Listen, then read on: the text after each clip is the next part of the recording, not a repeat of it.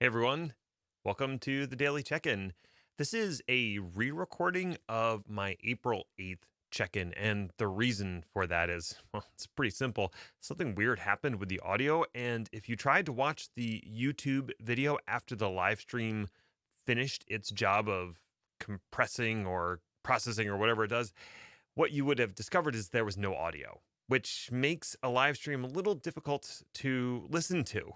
So I'm going to re record it now just so you have an idea of what was included in that daily update. The topic hasn't changed. I'm going to be talking about Microsoft's Active Directory and kind of what's going on with that. Before I wanted to dive into that, I just wanted to put out a quick couple of reminders. One, I want to engage with you. If you're listening, you can hit me up on Twitter. It's Ned1313. If you don't want to do it publicly, my DMs are open, so you can send me a private message as well. Either way is fine. I don't mind at all. I do like interacting and conversing. So please reach out, Ned1313.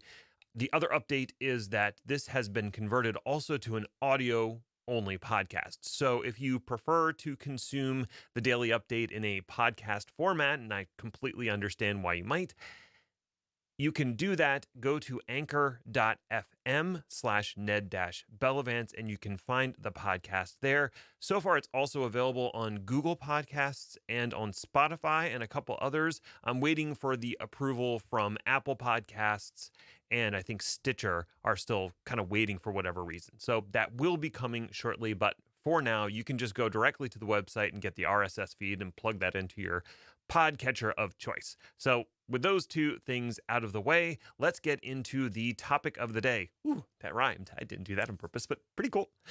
Okay, so I'm going to be talking about Microsoft Active Directory. And the reason I'm talking about it is because I kind of went down this little wormhole.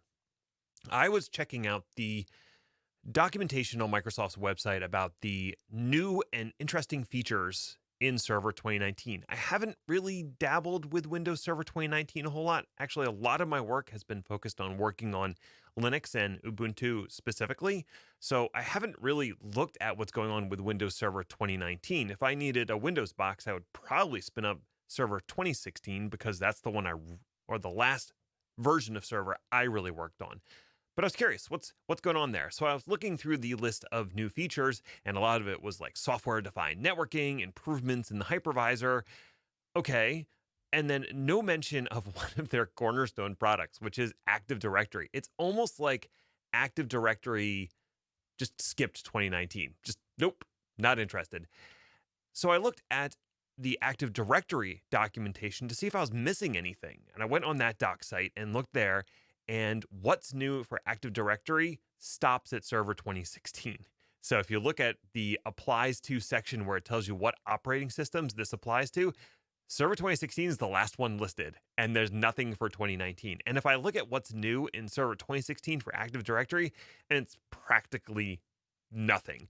They added one thing, which is if you want to do privileged access management, you can integrate it with Microsoft Identity Management Server and create a bastion forest where the privileged accounts live, and it does this whole thing with syncing and creating shadow accounts in your various forests and domains to do temporary accounts.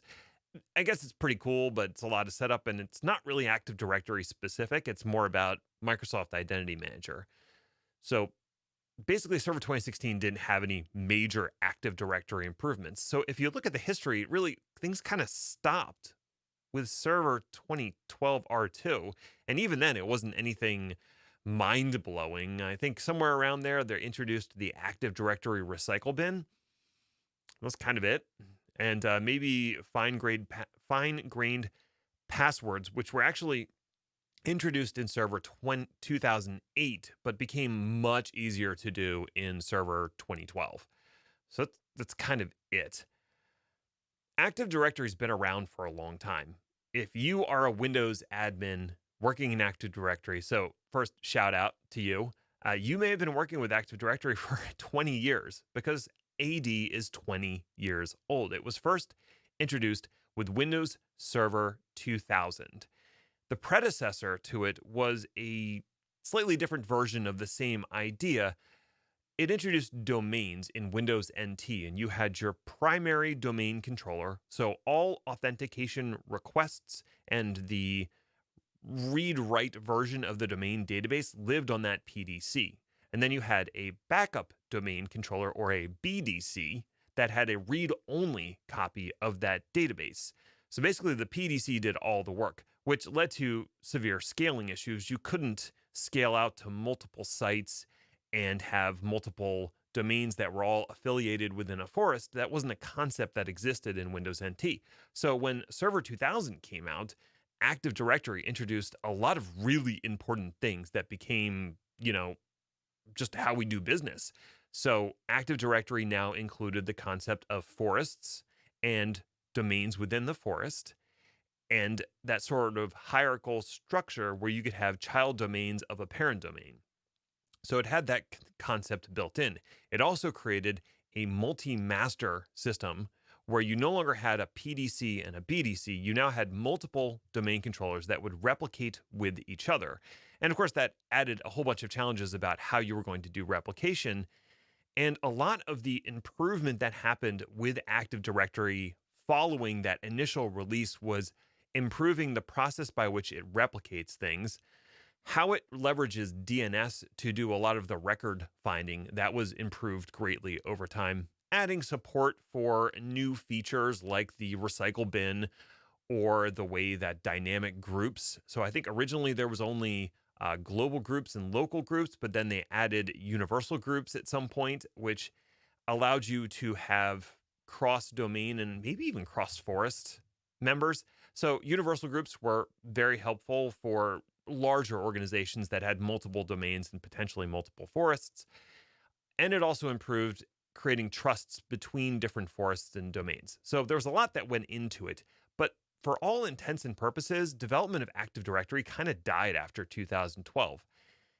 It's not that people aren't using it, it's probably one of the most widely deployed technologies in the world. I mean, businesses rely on Active Directory for their authentication and for their security, and also for another huge improvement, which was group policy. Group policy allowed you to create policies for users and computers, and that could be configuration settings for the user, or pushing out applications for a particular set of computers, or just locking down some computers with a very specific configuration for kiosks or something like that. So, a lot of things going on there. So, what happened? What happened with Microsoft? They shifted their focus. And I think that was pretty obvious in 2012. What was going on is things started shifting towards Azure. And when Satya Nadella took over, and he basically, telegraphed, we're all cloud all the time. That's what's important. That's our moneymaker. That's our focus. So Azure became the sole focus of Microsoft, to the somewhat detriment of the Windows Server products, because now the features that they care most about are the ones that make Azure run.